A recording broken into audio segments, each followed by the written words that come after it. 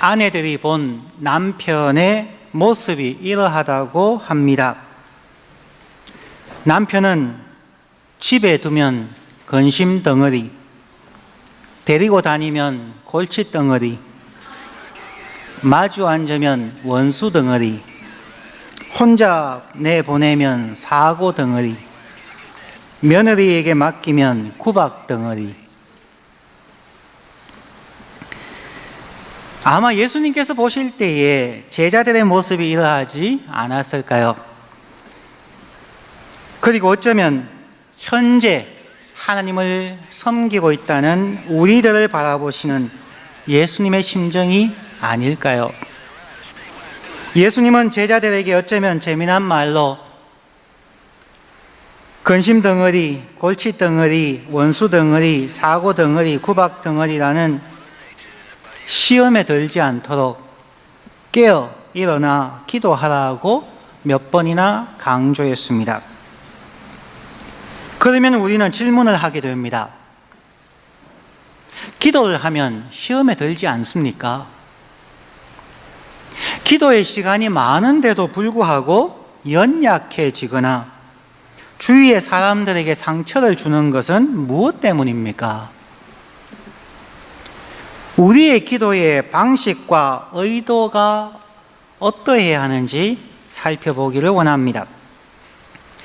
먼저 시험에 든 베드로의 모습을 살펴보고 두 번째로 시험을 이기신 예수님의 기도를 살펴보겠습니다.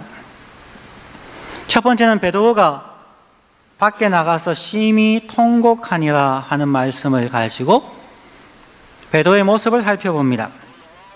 우선 40절과 46절의 말씀을 살펴봅니다. 40절, 그곳에 이르러 저희에게 이르시되 시험에 들지 않기를 기도하라 하시고 46절 말씀에서도 이르시되 어찌하여 자느냐 시험에 들지 않게 일어나 기도하라 하시니라. 시험에 들지 않게 깨어 기도하라는 것처럼 스크린에 자막을 올리는 사람도 깨어 올려야 됩니다.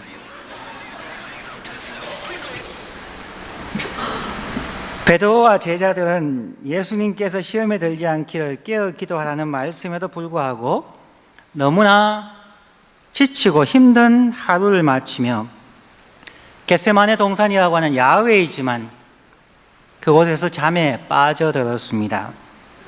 제자들은 잠결에 일어나서 예수님을 잡으러 온 가롯인 유다와 제사장들의 종들을 마주하게 되었습니다. 베드로는 불과 몇 시간 전에 예수님을 향하여서 주와 함께 오게도 죽는데도 가기를 준비하였다고 말한 것처럼 칼을 빼어들고 제사장의 집에서 있는 하인, 즉 종 말고의 귀를 베었습니다. 베드로가 칼로 한쪽 귀를 베어버린 사람의 이름이 말고라고 요한복음 18장 10절에서 분명하게 적어놓고 있습니다. 즉 말고는 실제적인 사람이었음을 분명히 보여주는 것입니다. 그런데 예수님은 말고의 잘린 귀를 잡고 다시 붙여 주었습니다. 베드로의 혈기가 예수님의 평소의 가르침과 다르다는 것을 인정하는 그러한 행동입니다. 예수님은 이웃을 사랑하기를 원하셨고 또한 폭력으로 하나님의 나라를 이루지 않을 것임을 강조했습니다. 칼로 흥하는 나라는 칼로 망할 것이라고 하셨습니다.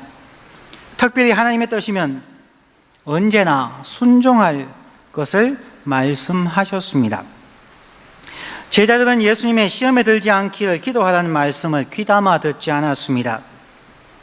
제자들이 노력하다가 피곤해서 잠들기도 했겠지만 아예 처음부터 예수님의 말씀에 귀 기울이지 않고 자려고 했던 제자도 있었습니다.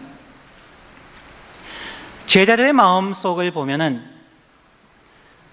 3년여를 따라다니면서 예수님께서 병자를 고치시고 배고픈 사람들을 먹이시고 심지어 죽은 사람들을 살리신 그 놀라운 하나님의 능력을 보았기에 예수님과 함께 있으면 두려울 것이 없고 시험 들 일이 없으며 어떠한 어려움도 찾아오지 않을 것이라고, 혹은 찾아와도 예수님께서 지켜주시고 이기게 해주실 것이라고 생각했을 것 같습니다. 제자들은 방심했습니다. 제자들은 교만했습니다. 제자들은 신앙을 잘못 이해했습니다. 오늘날의 저희들도 예수님과 함께 있으면 만복을 받고 예수님과 함께 있으면 행복하고 무엇이든지 잘 될 거라고 하는 오해를 합니다. 기독교의 신앙에 대한 잘못된 이해를 하고 있다는 것입니다.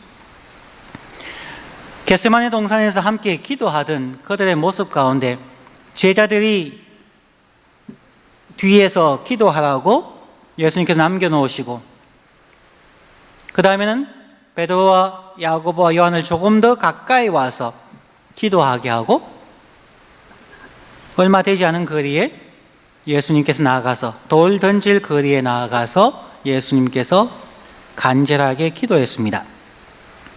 그런데 예수님 바로 옆에, 바로 뒤쪽에 있던 요한의 모습이 성경에 기록되고 있습니다.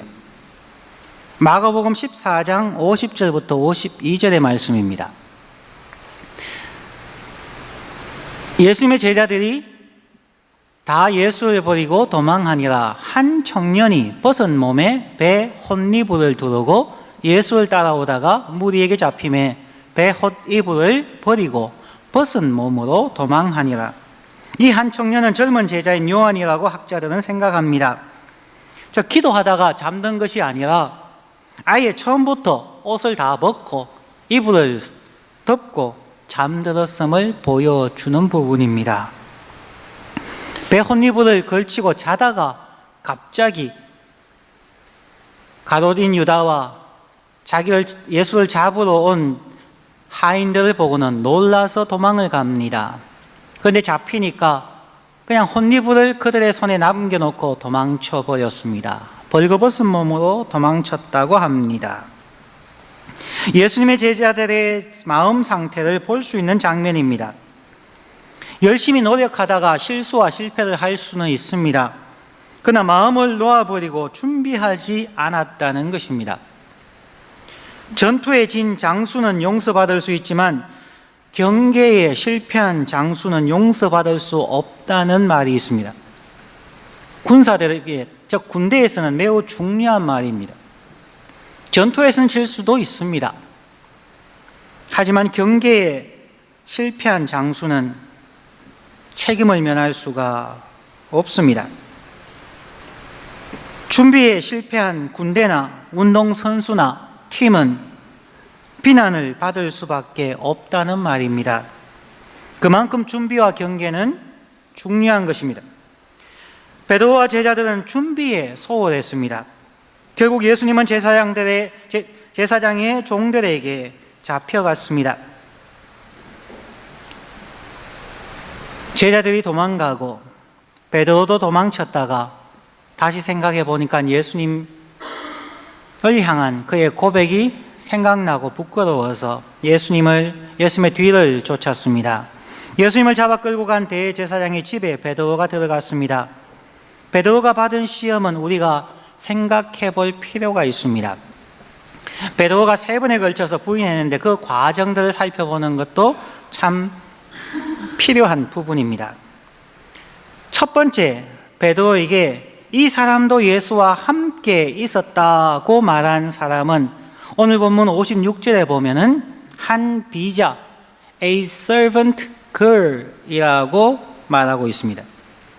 베드로는 예수님의 수제자였고 가장 용감하며 예수님을 위하여 감옥이나 죽는데도 가겠다고 다짐했던 아주 강한 성격의 소유자였습니다.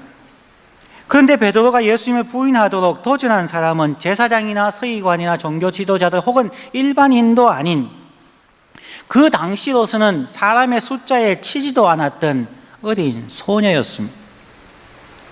그리고 더 나아가서 그는 남의 집에 종살이하는 하인이었습니다.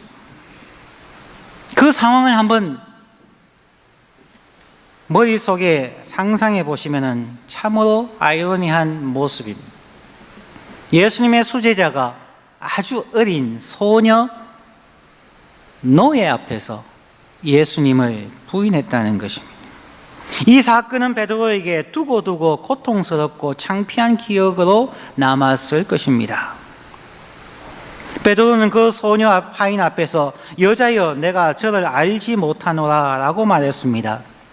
Woman, I do not know him. 베드로님 당황하셨어요. 그 어린아이에게 woman이라고, 여인이여라고 얘기합니다. 얼마나 당황했으면 그랬을까요? 두 번째 베드로에게 너도 그 당이라 라고 도전한 사람은 베드로가 그 귀를 베어버린 말고의 일가 친척이었습니다. 요한복음 18장 26절의 말씀에 보면 요한은 이렇게 기록합니다. 대제사장의 종 하나는 베드로에게 귀를 베어버리온 사람의 일가라 가로되 너가 그 사람과 함께 동산에 있던 것을 내가 보지 아니하였느냐. 너가 나의 일가 친척 말고의 귀를 베을 때에 내가 거기에 있었고 내가 너의 얼굴을 보았다는 것입니다. 베드로는 그 사람에게 나는 아니오라, Man, I am not, 나는 아니다 라고 예수님과의 관계를 부인했습니다.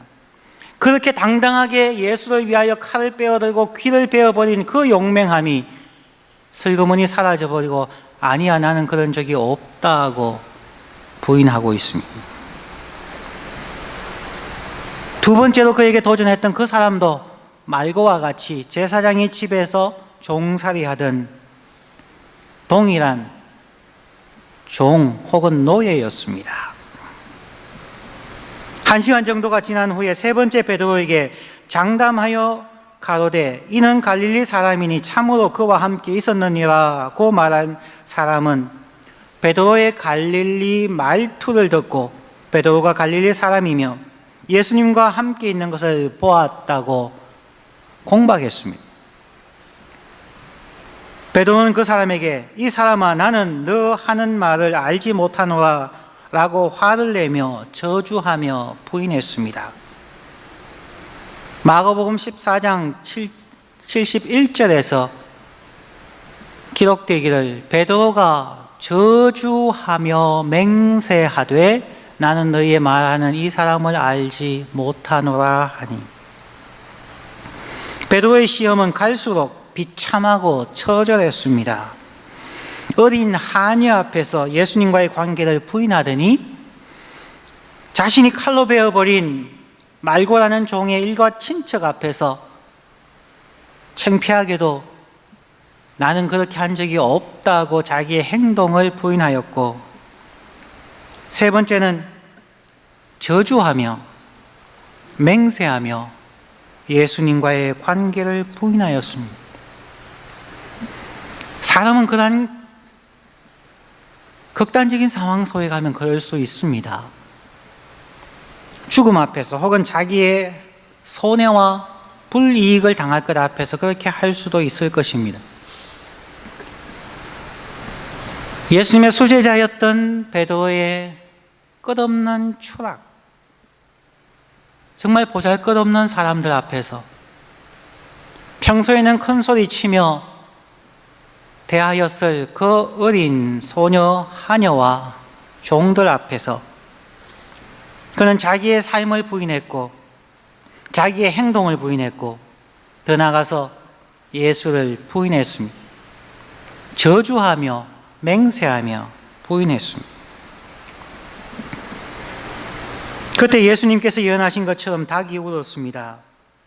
아마 예수님께서 대제사장이었던 가야바의 집에서 산헤드린으로 끌려가는 과정 중에서 베드로를 보았습니다. 그리고 베드로도 예수님을 보는 순간 예수님께서 닭 울기 전에 너가 3번 나를 부인하리라는 말씀이 생각나서 밖에 나가서 심히 통곡하였습니다. 예수님과 베드로의 눈이 마주치는 순간 예수님은 베드로에게 무슨 말씀을 전하고 싶었을까요? 성경에 적혀 있지 않기에 우리는 알 수는 없지만 제가 생각하기에 예수님은 베드로를 책망하지 않으시고 안타까워하시고 위로하시며 또한 기도로 준비하는 삶에 대하여 베드로가 깨닫기를 원하셨을 것입니다. 우리가 넘어지고 깨어지고 심지어 부인하고 저주하고 맹세하면서 신앙을 떠난다 할지라도 하나님께서 우리를 버리지는 않습니다. 하나님은 죽으시고 부활하시고 난 후에 예수님께서 말씀하심을 통하여 베드로를 3번이나 너가 날 사랑하느냐? 라고 질문하시면서 바로 이 장면에 입었던 그 많은 상처들을 회복시켜 주시는 하나님입니다.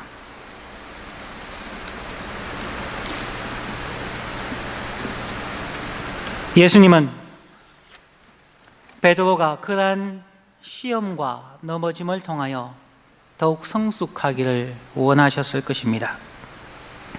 그러면 예수님의 기도는 어땠겠습니까? 예수님의 기도에서 3가지를 살펴보기를 원합니다. 예수님께서 하나님의 뜻을 구하다. 우리는 여기에서 기도하는 예수님의 자세를 살펴보아야만 합니다. 어쩌면 우리가 평소에 생각하는 것과 다를 수 있을 겁니다. 첫 번째는 우리가 알 수 있는 쉬운 것입니다. 첫째, 예수님은 하나님을 아버지로 인정하고 하나님 앞에 무릎을 꿇고 기도하였습니다. 예수 그리스도는 하나님 자신입니다. 인간의 몸을 입고 오신 예수님이지만 하나님 앞에서 무릎을 꿇고 기도하였습니다. 지난 주일 설교 시간에 말씀드린 것처럼 예수님께서 이 땅에 오신 목적은 최소한 3가지는 기억하셔야 한다는 것입니다. 첫 번째는 가장 중요한 것이 죄인된 인간을 위하여 대속물이 되기 위하여 십자가에 죽으시기 위하여 오셨습니다. 예수님의 죽으심을 통하여 우리가 구원받습니다. 또한 2번째는 하나님이 어떤 분이신가를 보여주시기 위하여, 3번째는 우리가 하나님을 어떻게 사랑하고 이웃을 어떻게 사랑해야 하는가에 대한 모범을 보여주시기 위해 오셨다는 것입니다. 예수님의 이러한 모습을 통하여 우리가 어떻게 기도해야 하는가, 기도의 자세가 어떠해야 하는가를 생각해 보아야만 할 것입니다. 예수님의 기도의 모습을 보면서 우리는 기도에 대하여 배울 수가 있습니다. 예수님은 하나님의 절대 주권과 위엄을 인식하시고 하나님 앞에 무릎을 꿇고 기도하였습니다. 우리의 기도의 자세는 어떠합니까? 너무 자유로울 때가 많지 않습니까? 하나님 앞에 우리의 자세가, 태도가 하나님을 향한 우리의 마음가짐과 관계성을 표현할 수 있다는 것도 우리는 생각해야만 할 것입니다. 2번째는 예수님은 자신의 요구보다 하나님의 뜻을 구하였습니다. 42절 말씀에 가라사대 아버지여 만일 아버지의 뜻이거든 이 잔을 내게서 옮기시옵소서. 그러나 내 원대로 마옵시고 아버지의 원대로 되기를 원하나이다 하시니, 예수님은 십자가의 고통과 죽음이었다는 것인지를 알고 계셨습니다. 인간적인 면에서 예수님은 가능하면 십자가의 죽음을 피하고 싶었을 것입니다. 다른 방법으로 인간을 구원할 수 있게 있는 방법이 있다면 십자가의 방법을 피하고 싶었을 것입니다. 그래서 예수님은 간절하게 하나님 앞에 간구했습니다. 만일 아버지께서 허락하시면 이 잔을 내게서 옮기십시오. 그러나 나의 원대로 마옵시고 아버지의 원대로 되기를 원합니다. 제자들과 사람들의 배신, 신문과 고문과 십자가의 고통과 죽음 앞에서도 예수님은 하나님 아버지의 뜻이 이루어지기를 기도했습니다. 우리의 기도는 무엇을 구하고 있습니까? 우리의 원하는 것, 우리의 소원, 우리의 계획과 뜻이 이루어지기를 기도하고 있지 않습니까? 하나님께 때를 쓰며 금식하며 우리의 뜻을 이루어 달라고 간구하고 있지 않습니까? 우리가 진정 아버지의 뜻을, 하나님의 말씀이 이루어지기를 기도하고 있을까요? 세 번째 예수님의 기도. 우리가 배울 수 있는 것은 예수님은 하나님의 뜻에 순종할 수 있도록 간절히 하나님의 은혜를 구했다는 것입니다. 오늘 누가복음을 자세히 다시 읽어보시면 그렇습니다. 43절과 44절을 다시 읽습니다. 사자가 하늘로부터 예수께 나타나 힘을 돕더라. 예수께서 힘쓰고 애써 더욱 간절히 기도하시니 땀이 땅에 떨어지는 핏방울 같이 되더라. 이 43절과 44절의 순서를 보셔야 됩니다. 언제 예수님께서 땀이 땅에 떨어지는 핏방울처럼 되었는가, 그 시간을 보셔야 된다는 것입니다. 우리는 예수님께서 하나님의 뜻이면 십자가의 죽음을 면하게 달라고 땀이 핏방울이 되도록 간절히 기도했다고 생각하기 쉽습니다. 십자가의 고통 앞에서 나의 뜻대로 마옵시고 아버지의 뜻대로 되기를 원합니다라는 그 장면에서 예수께서 땀이 땅에 떨어지는 핏방울처럼 간절하게 할 수만 있으면 이 잔이 나에게서 떠나가게 하옵소서라고 기도했다고 우리는 쉽게 생각한다는 것입니다. 그러나 오늘 누가복음을 보시면 그게 아니라는 것입니다.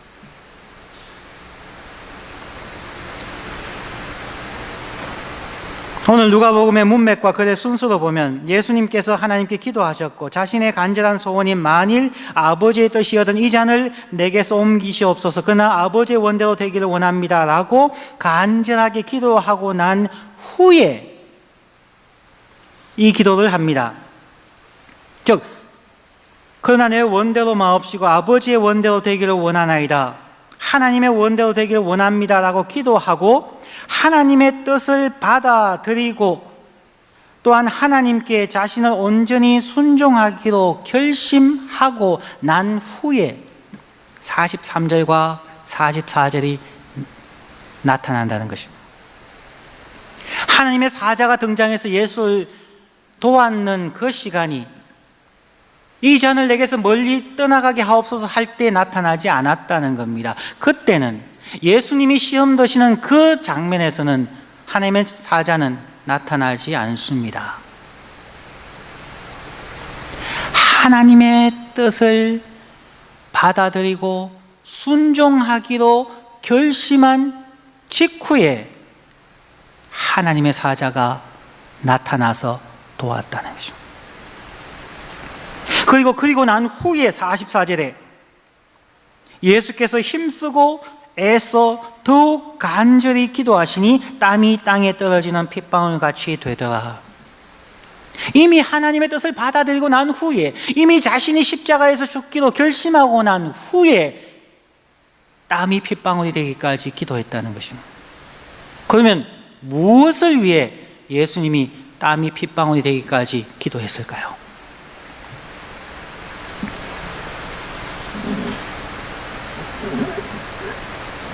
하나님의 뜻을 받아들이고 순종하기로 결심하고 난 후에 그 순종의 길이 얼마나 어렵고 힘들다는 것을 아셨기에 하나님의 뜻에 순종하여서 십자가로 지어가는 그 길에서 내가 시험 들지 아니하며 내가 딴 길로 가지 아니하며 내가 원망하지 아니하며 미워하지 아니하며 저주하지 않고 그리스도의 삶을, 하나님의 아들의 삶을 걸어갈 수 있도록 나에게 도움을 주십시오 하는 기도라는 것입니다. 순종의 길을 걷기 위하여 내가 십자가를 피하기 위한 것이 아니라 십자가를 지기 위하여 필요한 은혜를 허락하십시오. 내가 고문당하고 배신당할 때에 내 마음을 지킬 수 있도록, 내가 어떠한 공박 속에서도 내가 오직 하나님만을 바라보며 하나님의 뜻이 이루어지는 것을 위하여 기꺼이 고통당하고 고난당하고 침뱉음당하고 죽을 수 있도록 하나님 나를 도와주십시오.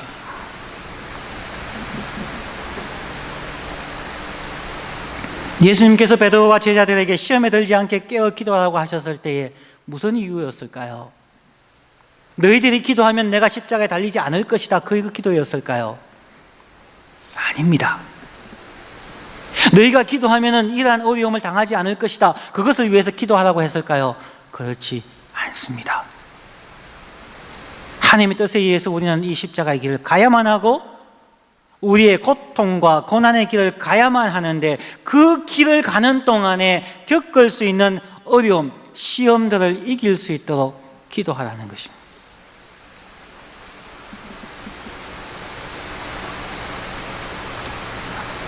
우리의 기도가 어떠합니까? 왜 우리가 시험될까요? 왜 우리가 상처 주고 상처받을까요? 왜 마음은 원인데 왜 삶 속에서 자주 넘어질까요? 우리의 기도가 잘못되었기 때문이 아닐까요? 우리는 어려움을 없애달라고, 피할 수 있게 해달라고 기도하지 않습니까? 우리는 이기는 승리와 축복만을 위해서 기도하지 않습니까? 그러나 이 땅에 고통이 없을 수가 없고 시험 당함이 없을 수가 없습니다. 그런데 우리는 어쩌면 한쪽만을, 심하게 말하면 잘못된 제목의 기도만을 가지고 기도하고 있다는 것입니다. 예수님께서 세상이 나를 미워하였으니 너희도 당연히 미움을 받을 것이다. 신앙의 길을 가는 것은 고통이고 어렵고 고난이고 정말 십자가를 지는 삶이다 라고 성경은 분명하게 우리에게 얘기하고 있습니다. 분명히 있을 것이라고 하는 그 예수님의 말씀을 기억하면서도 하나님, 이 모든 것을 나에게서 멀어지게 하십시오, 내가 시험에 들지 않게, 내가 어려움을 당하지 않게 라고 기도한다면 우리는 예수의 말씀 그 자체를 부인하는 기도를 하는 것입니다. 쉽지 않은 기도입니다. 인간이기에 고통과 어려움, 경제적인 어려움, 육체의 어려움, 인간관계의 어려움, 자녀의 문제, 수많은 어려움의 문제를 다 피하고 싶은 것이 우리의 마음입니다. 하지만 피할 수 없는 길입니다. 아직도 우리에게는 죄의 오염된 본성들이 남아있기 때문에 기도를 아무리 열심히 하고 매일 철야 기도를 한다 할지라도 우리의 삶에는 어려움들이 있습니다. 그때 뭐라고 얘기하시겠습니까? 하나님, 내가 이만큼 기도했는데 왜 나에게 어려움이 있습니까? Why me? 왜 나에게 이런 고통이 있습니까? 라고 원망하시겠습니까? Why me라고 기도하시는 분들은 대부분 어려움에 대하여서 없애달라고만 기도하다가 닥치니까 당황하셨지요. 우리의 기도가 바뀌어야 한다는 것입니다. 제가 십자가의 길을 갈 때에 이 땅에서 신앙을 지키며 살아갈 때에 시간적으로 혹은 직장에서, 학교에서 혹은 여러 가지 상황에서 어려움을 당할 수 있음을 제가 받아들입니다. 제가 이 십자가의 길을 걸어갈 동안에 넘어지지 않도록, 타협하거나 시험에 들지 않도록, 이길 수 있도록 하나님 은혜를 허락하여 주옵소서. 오늘 누가복음의 순서만을 가지고 보았을 때에 그가 이 잔을 내게서 지나가게 하옵소서라고 기도했던 그 기도의 강도가 만약에 오라고 얘기한다면, 하나님의 뜻을 받아들이고 난 후에 기도한 것은 그때의 피가 땀방울이 핏방울이 되기까지 했기 때문에 그 전에 기도했던 것에 아마 5배, 10배 이상의 강도로 기도하셨을 것입니다. 제자들은 그 기도를 못했습니다. 그래서 제가 처음에 시작할 때 그랬습니다. 제자들은 교만했습니다. 제자들은 기독교의 신앙에 대해서 잘못 이해하고 있었습니다. 제자들은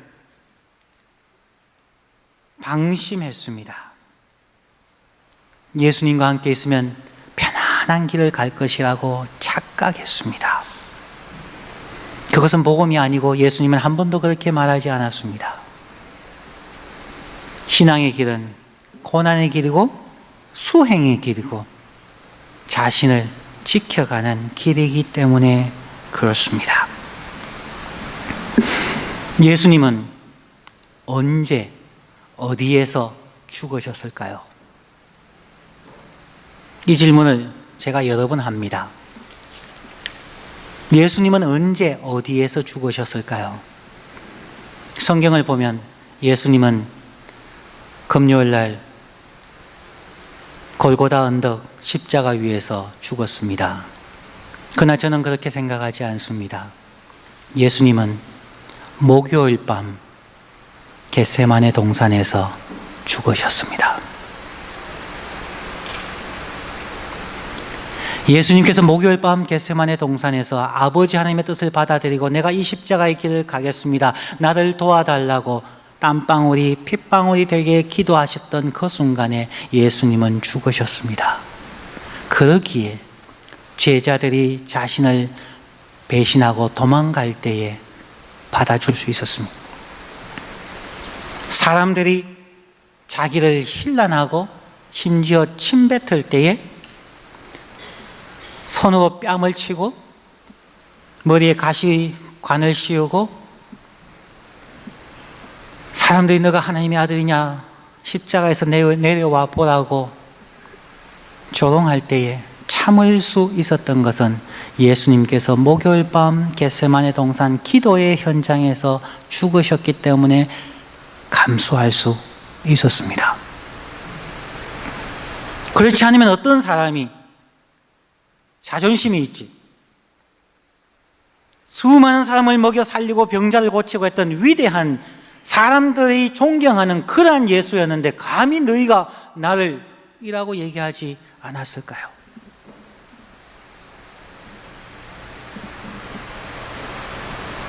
예수님의 골고다 언덕은 겟세마네 동산 때문에 가능했을 것입니다.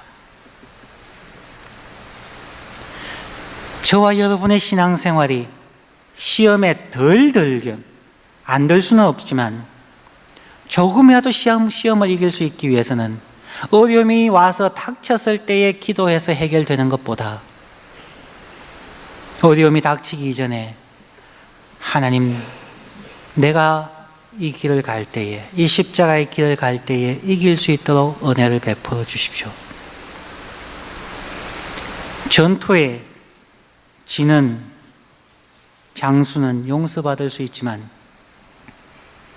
경계에 실패한 장수는 용서받을 수 없는 것처럼 우리가 사회에서 시험 들고 좌절하는 것은 용서받을 수 있지만